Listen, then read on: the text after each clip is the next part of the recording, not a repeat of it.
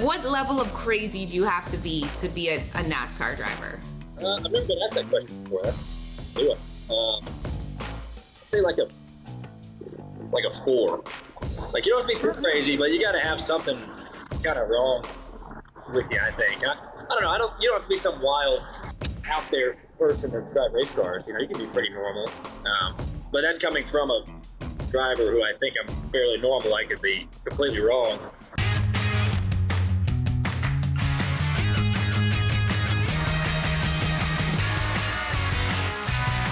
Hey guys, welcome on in to Drinks with Binks. I'm Julie Stewart-Binks, and we are celebrating our second holiday season working from home. Wow, time is flying by. We're having a great time, and I thought I'd commemorate the celebration with a wonderful almond milk eggnog. There's no booze in this, and I have no idea how eggnog and almond milk can work, but I'm very excited to try that out. And to celebrate this and everything that we've done this year, I'm very excited to welcome in someone that we've never actually had a NASCAR driver on before, and we get one of the best in the entire country joining us here today, dipping into the racing world, none other than NASCAR driver for Team Penske, Ryan Blaney. Thank you so much for joining us here today. And first of all, cheers to an incredible 2021 for you. And you are coming to us from a unique location. Where are you? Well, first of all, thank you for having me. Sorry, I'm currently in a parking garage sipping at the Automotive Museum because I'm in Los Angeles for the Spider-Man premiere, and I was killing some time, and I was like, man, I can't find anywhere to go for this interview. I tried, and I'm mobile, so thank you for accepting that, and thanks for having me again. Of course. Well, I just think it's like so perfect that you're in a parking garage of an automotive museum. Yeah. Like, does that happen a lot? Do you find yourself in car situations like this often? Yeah, a little bit. I think it kind of comes with the job. Of just being in racing and in motorsports. I'm not a huge car guy by any means, as far as I don't have a ton of street cars. I have a few, but this museum's actually really cool. I like seeing all the old stuff, all the new stuff. They have a bunch of race cars in here, actually. So if you haven't checked it out and you're in the area, you should definitely do it. Well, we will have to check out that automotive museum, as we love to give free advertising here on the show all of the time. Ryan, you have had a great year this year. You've had 3 huge wins. What is the off season like for a NASCAR driver? Yeah, we don't get a lot of time off. We go from early February to early November, so not a ton of off-season time. Just spend it with your family. It's nice to have Thanksgiving and Christmas with the family, and I get out here to Los Angeles and do cool things like the Spider-Man premiere. So a little bit of time off. We're testing too right now. Currently, we're debuting next year, all the NASCAR races, so we're kind of testing that right now this week. So a little bit of practicing in our cars, which is nice, but a little bit of free time too. Right, and I want to ask you about next year in a second, but to just go back through your career, you've had, including this season, a number of really close finishes. I was just watching your race at Michigan the other day, and just, coming right down to the wire. What is that final lap like? All of us watching this could possibly never understand. Take me through that final lap. Yeah, it can be different situations, like the Michigan race. It's where it's, kind of crunch time and everyone's really close and you're, trying to hold off the lead. That gets your heart rate elevated a little bit. Just super focused. But at the end of the day, there's kind of really intense situations, but those will happen periodically throughout the whole event. You kind of get in some tight spots that might kind of get you amped up or whatever, but really trying to hold off those guys at the end of these races. Really looking in your mirror. That Michigan race, I looked in my rearview mirror more than I did out the front windshield.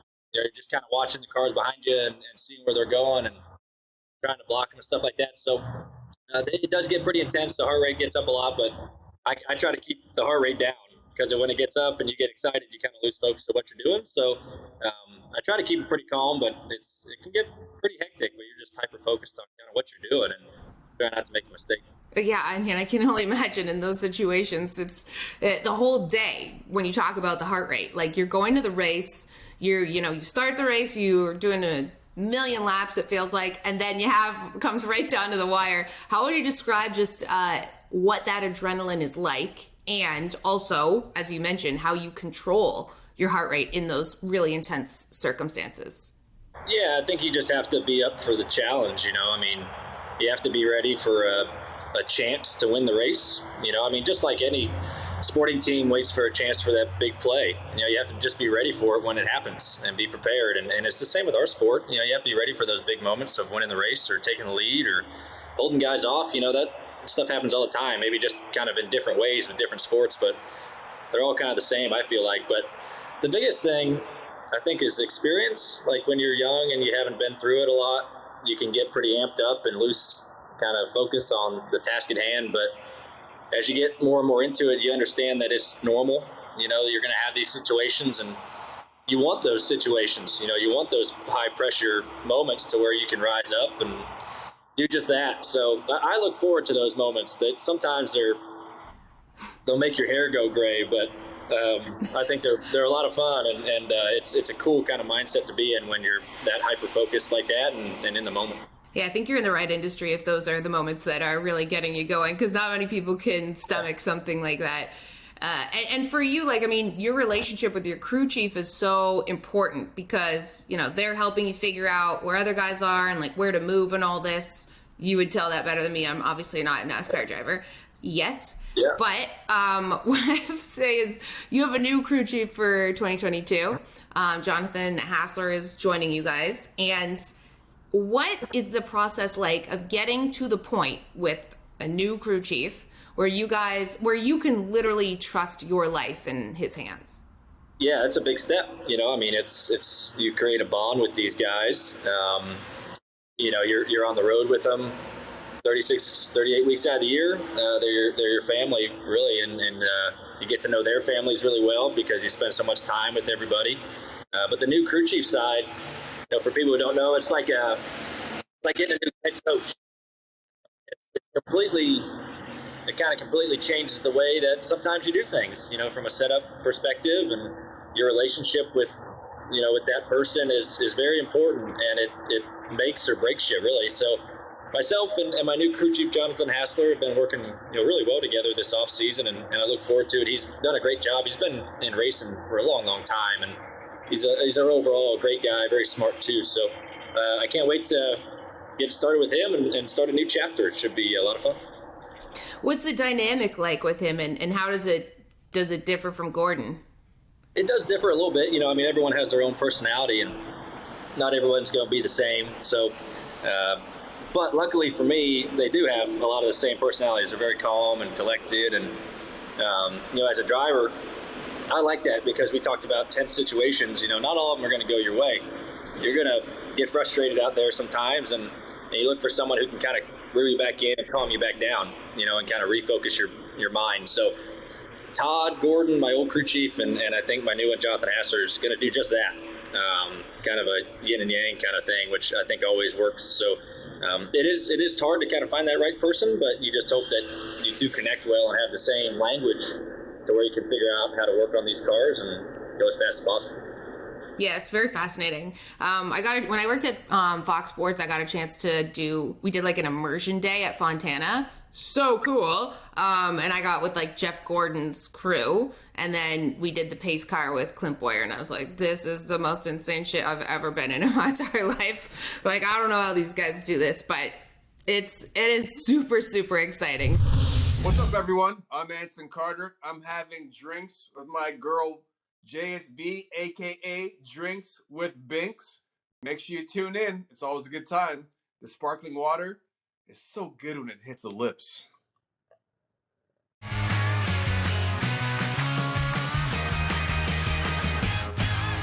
You've been at like some of the most legendary tracks ever. What's your favorite track to be at? Yeah, well, you mentioned Fontana. That's a great racetrack. Not too far from LA. Big, too. One of the bigger tracks we go to. My favorite one, there's a little track in Bristol, Tennessee. I don't know if you've heard of it. It's in the mountains there. It's a little tiny half mile.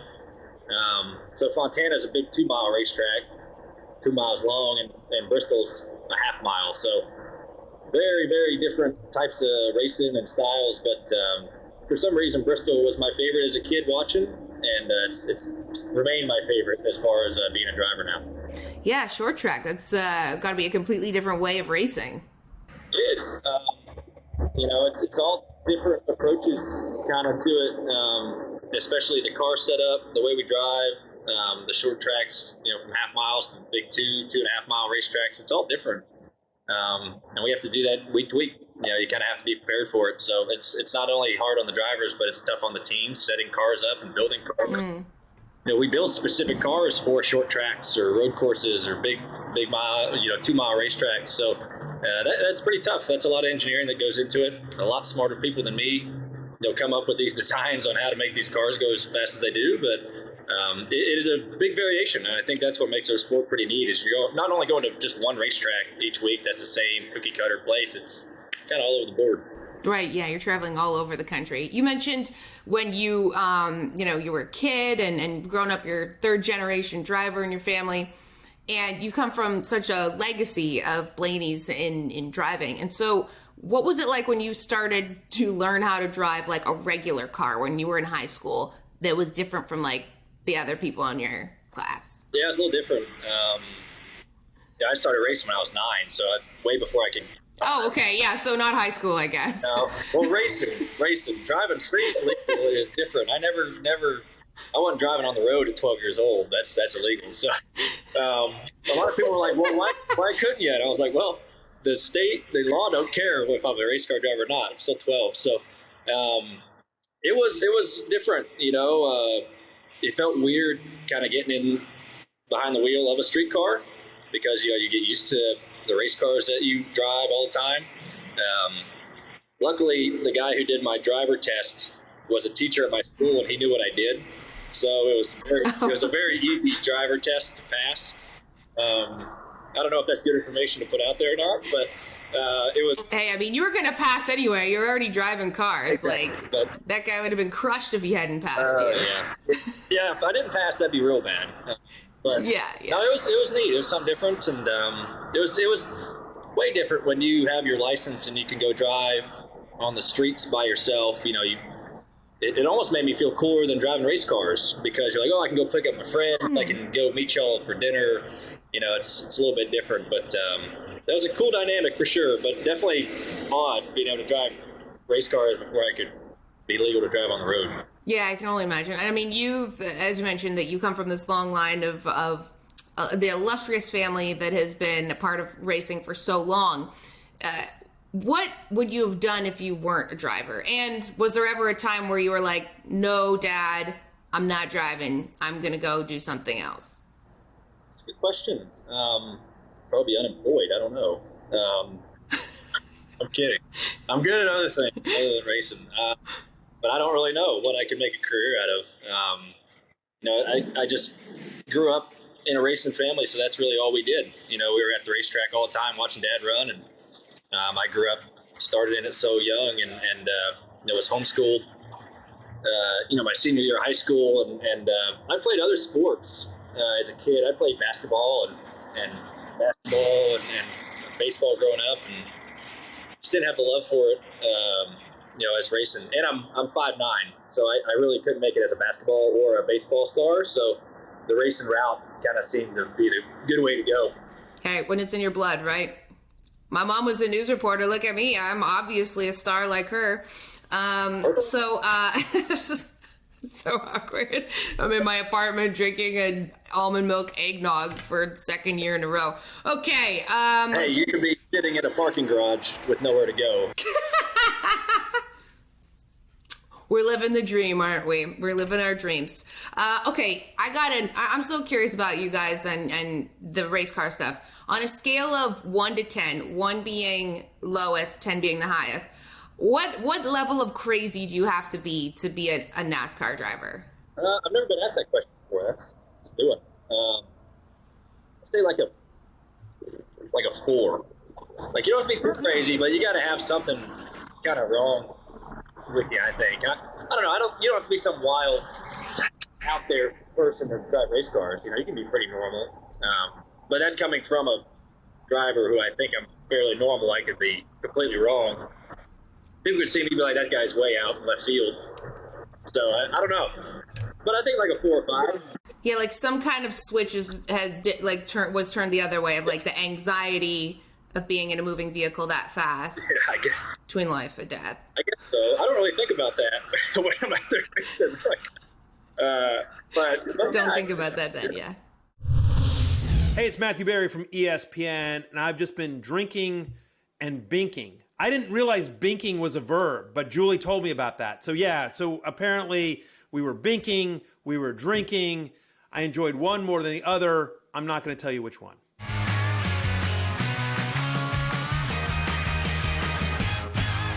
You're friends with a lot of the other drivers. I saw you have Halloween parties and stuff. The guys come over. What's it like being friends with them, but then also wanting to like there's a lot on the line when you race them. Not even obviously your lives, but like there's a lot of money. There's a lot of stakes. Stakes are high. What's your relationship like with the other drivers? You're closer. Everyone's going to be closer to some people than others, and a lot of guys I race with now I grew up with. I grew up racing with guys like Bubba Wallace and Chase Elliott, and I've known those guys forever. So obviously we're really good friends. We'd be great friends even if we didn't race together.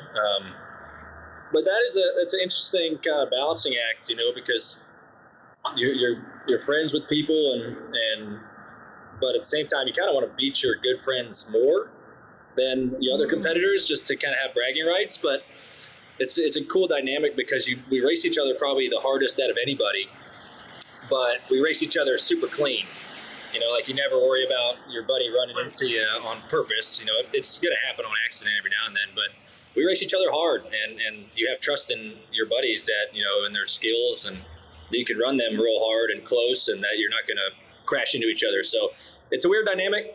We all want to beat each other really bad, but at the same time, we're all rooting for each other, and you want your friends to be successful, and you want to be successful yourself. So we all root for each other, but same day we're hella competitors, and we compete against anything. So we want to beat each other every day, no matter what it is.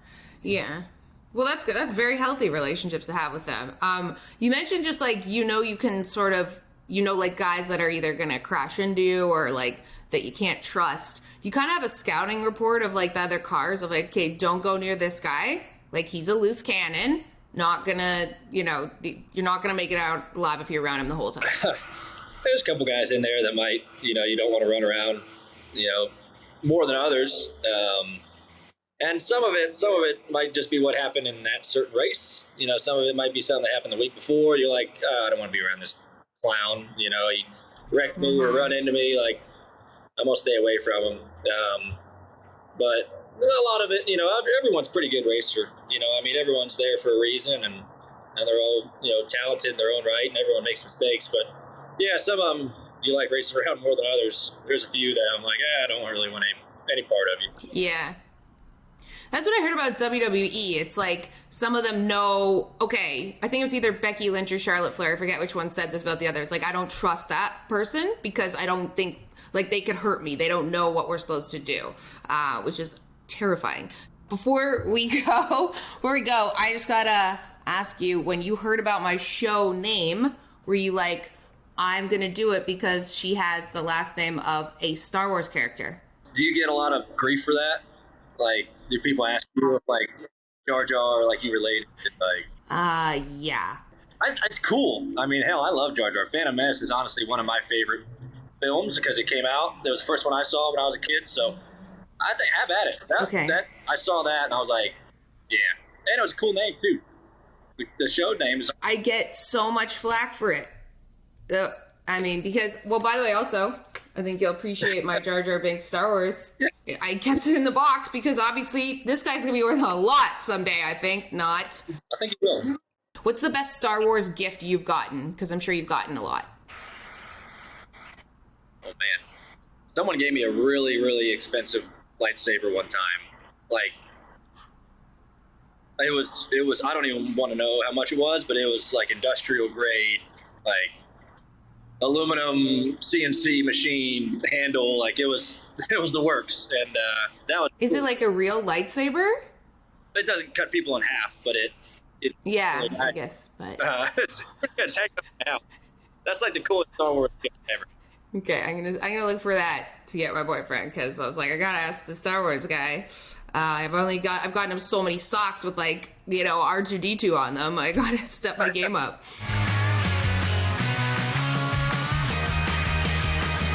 Subscribe to the Fubo Sports YouTube page for clips and full episodes. Follow us at Fubo Sports on all social media channels. Also available in podcast form wherever you find your favorite pods. We've had an awesome time drinking and binking here with NASCAR driver Ryan Blaney. And tell us where we can find you next and everything you're working on that you want everyone to know about. Yeah. Well, we get our season started here in LA at the LA Coliseum the first week of February, so that'll be very exciting. So looking forward to being back. But yeah, on Twitter, I'm just at Blaney. Instagram, I'm Ryan Blaney 10. I don't post a lot, but if you want to see kind of what I've got going on. But no, make sure you check it out. Thank you again for having me. Really, really nice talking to you. Sorry for the half mobile device. You're in a parking lot. This is perfect. It's like you're in your natural habitat right now at an automobile museum. And yes, it is your office. And before we go though, we want to maybe if you want to let people know about the Blaney Family Foundation. Yeah.